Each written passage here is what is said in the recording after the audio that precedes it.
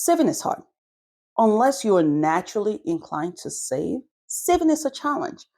Because it's a lot easier for us to go with the flow, live life, enjoy life, not have to think about it, than to constantly hold on and restrict ourselves and tell ourselves no when we're the same ones who have the key to the wallet. If only there was a way we could reset our default to saving. And that way we don't even have to think about it. We naturally just save. Give me 8 minutes and I'll reset your default.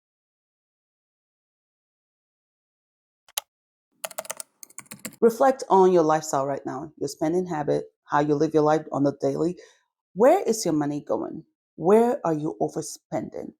If you can identify where you overspend and why you overspend or why you're spending a lot, why you can't hold on to it, if you can identify the real reason, the core reason, then it's a lot easier for you to find a solution that sticks, a solution that would make saving second nature. If you realize a lot of your spending, your overspending is happening because you really don't like the idea of restricting yourself or saying no to yourself, the thought of constantly managing yourself, your money, your spending feels like a punishment, then what you need is a mindset shift, right? A mindset shift can only happen if you change where you feed your mind. And so the solution for you would be to consume a lot more personal finance content that reprograms your mind into saying no. It's really saying yes to a better option, saying no to all this discretionary spending, shopping, Amazon, or ordering in 7 days a week, or going out every weekend, or whatnot. It's really saying yes to, I actually like to go on this trip, or I actually want to not have to panic about every time someone says there'll be a layoff, not have to panic every time something breaks down. Content that helps you rewire your thinking when it comes to spending.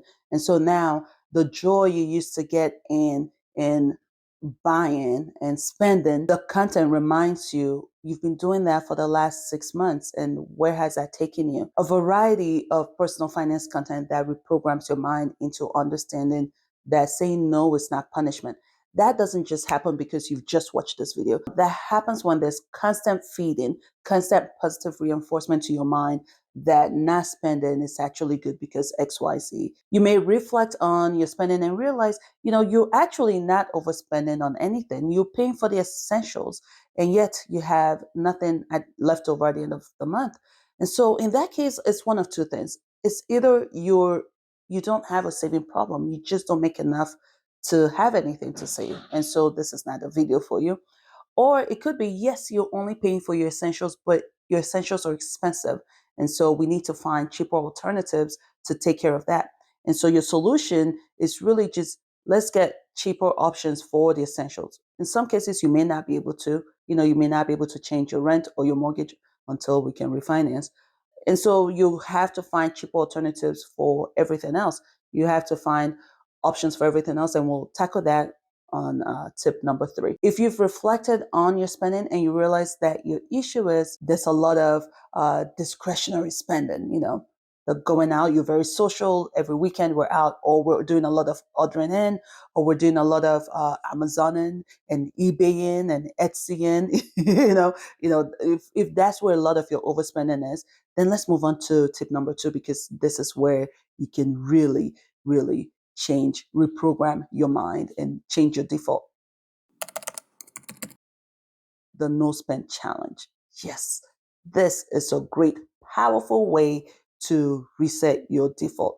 Here's how no spend works. The no spend challenge works. For a period of time, you are only going to spend on your essentials. Now, doing this for a 1 month period is best, but if we're struggling with saving, pushing ourselves to spend on nothing for a whole month is going to be hard. I know. If you can, that is a very powerful way to go. But if you can't, let's start off with a week, right? And when I say a week, I mean we're going past the weekend. If you work during the weekend, then whatever your weekend is. If your weekend is Monday, Tuesday, we're going past Monday, Tuesday. We're going for a full week. For the week, you're only spending on your essential. So there's no going out to eat, there's no ordering in, there's no Amazoning, unless your house is about to break down. Your house does not need it, because we can justify a lot of things. If your house is not falling down, if the pipe has not broken, yes, it's something you want for the house, it can hold on. This week we're only spending on the essential, on what we need to survive. And then at the end of the week, you need to take a look at your account. Take a look at how much you've held on to compared to what it used to be. Now, if you can go for over a week, over a month, at the end of the month, at the end of the 2 weeks, take a look at the account. If you don't take a look at your account, take a look at how much you have in the account. Trust me, at the end of 2 weeks, or your no spending week, you are going to go crazy. You are going to overspend and heck spend for the week you did not spend, because it's just like a diet where you don't eat bread, don't eat chocolate for a week or two, and at the end of the diet, you're like, whoo, bring all that bread. Now you're binging on bread and chocolate, right? The same thing would happen. You need to take a look at the account, look at how much you've held on to. Or if you usually spend with credit card, I know some of us use credit cards, and then at the end of the month we pay the credit card. Take a look at your credit card balance and compare that to what it used to be. Seeing what you have left reprograms your mind to see how easy it was to hold on to your money compared to when you were spending frivolously or just going with the flow. Seeing your account balance being so high compared to what it used to be, or if you use credit card, seeing your credit card balance being so low compared to what it used to be, especially when you take a look at your expenditures, the statement, and you're seeing everything on here were things I had to pay for, the light bill, water bill, whatnot. None of the frivolous things you see from Amazon and from all the other places we go or we spend at. Just saying that naturally changes your default setting because your mind realizes it wasn't even that hard. Because once you've gone a week goes by so quickly. It's not even that hard. Let me give you a little hack to help you through the no spend challenge to make it a lot easier so that time flies and you don't feel it. Keep yourself occupied. Keep yourself occupied with stuff. If there's anything you've been wanting to do, get to it. Do that. Or you're still going to go on TikTok. Try to avoid TikTok shop. I know you can't really control it if you're on TikTok. So this is a good time to consume something else. Maybe watching series on Netflix rather than spending a lot of time scrolling online. Maybe do a lot more series watching on Netflix so you're not tempted to shop. You're not tempted to see someone's new clothes for spring, the spring hauls. You're not tempted to see the new item, the Easter dresses. That's where they're trying to get me now. I do need Easter dresses, and I keep getting a lot because with social media, once you click on one, here comes algorithm just bringing more to you, right? So you want to try and avoid that as much as you can. So maybe this is a good time to do more movie watching than scrolling on social media. I would say do more reading, but we really don't want to be introducing a lot of new behaviors. So if you're not a reader, you may not be able to pick it up.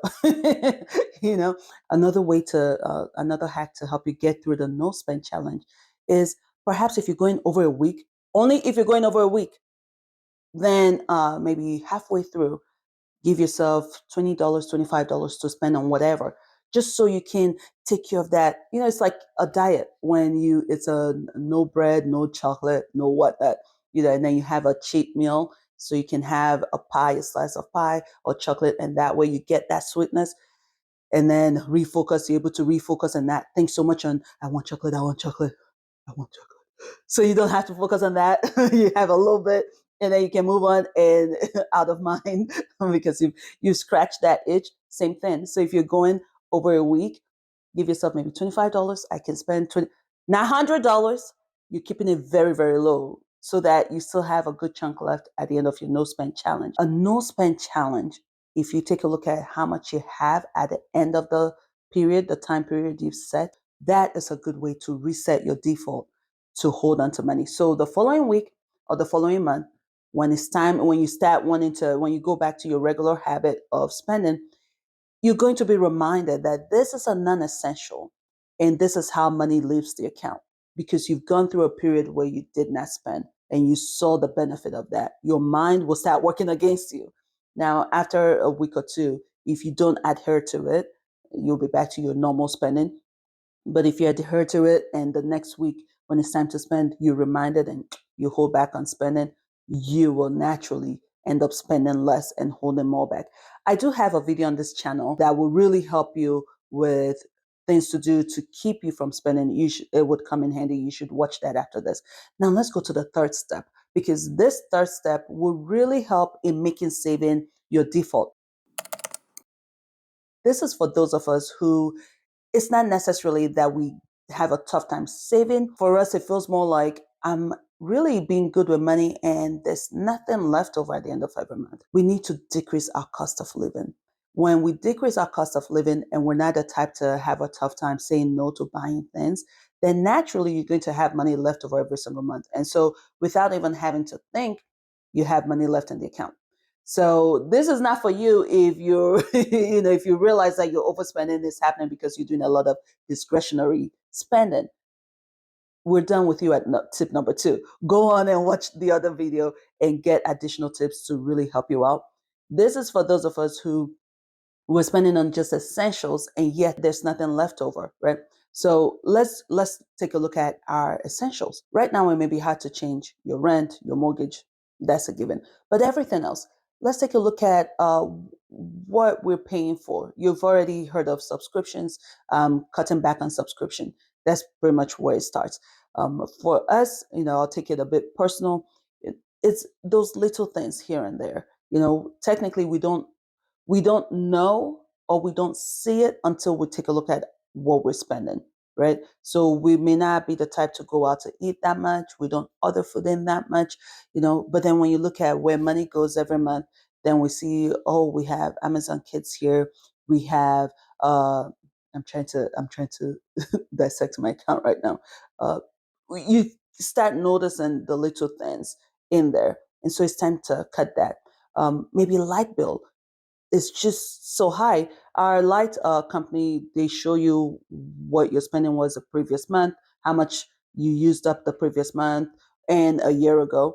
So it's a good way to track your behavior. So if it's not change in the weather, now it's time to look at why are we how much light are we using, and so it's cutting off the light every day going through. In this house, I can't tell you how it's like no one knows how to turn off the light anymore. It's like that's my job now. I Every day I go through, after I say it over and over, turn out the lights, turn out. I still every day I'm the one going through turning off the light, everywhere, because I stay home, so naturally around me I always want light on, and I balance it out by turning the lights off everywhere else, everyone's room, especially bathrooms. I'm even thinking of putting those motion sensor lights, because if I have to scream one more time, you know. And so take a look at your expenses. Water bill. Why is your water bill so high? What's happening? With the kids washing hands, washing their doll's hair, giving their doll a bath. You know, my kids are younger. I have 10, 9, 10, 9, 5, so we take a look at your expenses there, your groceries. Groceries are high. So I've done a video on this channel about cutting back groceries, but groceries naturally are high. So to change or to reduce your grocery bill, it's really changing what we cook. We may have to incorporate those cheap meals to keep your grocery bill down. And if you need me to go deeper in any of this, just let me know. I'm trying to cover every aspect. But let's take a look at what we consider essentials. Our cable bill. Do you need cable? Cut off cable. I've gone without cable for years. Even before it started trending, way back in 2010, 2009, cut off cable. That was when money was tight. And this was before we had, YouTube and all that. I found a way, my brother helped me out, hook up YouTube to my TV, hook up online, not even YouTube, internet to my TV, had the keyboard and everything. So I've been doing the no cable for a while. It helps out. And when you do no cable, you're not going to go sign up for all the streaming services one at a time. You have your Disney, then you have your Netflix, then you have your Paramount, one at a time. More than enough. We grown-ups, how much time do we have anyway, right? Where can you decrease your cost of living or find cheaper options? Your insurance, perhaps this is time to re-shop for your insurance, car insurance, health insurance. In fact, I was having this discussion with my husband, and we were thinking we may have to move to a higher deductible. When you have kids, you're always worried in case you need it. But then if you save up, you may be better off going with higher deductible. Higher deductible just means you pay more out of your pocket if anything happens, but the amount they take out of your paycheck every month is lower. So for you, where your issue isn't delayed gratification, you're good with that. You can say no to spending it's just your essentials, then let's look at, is there any way we can find cheaper options for the essentials or reduce how much we use, how much of the essentials we use so we're not paying so much. And if you've done all that and there's still nothing left, then you just don't make enough. It's not a savings problem. You just don't make enough. All right. How did I do? What you think? Try it out. Let me know. Try it out. Come back. Leave a comment and let me know if you've got that reset, because these are things that help me out in getting better at saving. And I know for a fact it will help you out. If you have additional tips, if you're one who isn't struggling with saving and you think, oh, love like you should have mentioned this and that, this is what helped me out. Let me know in the comment section and I'll share it in a future video. Right? Thank you so much for watching. I'll see you in the next one.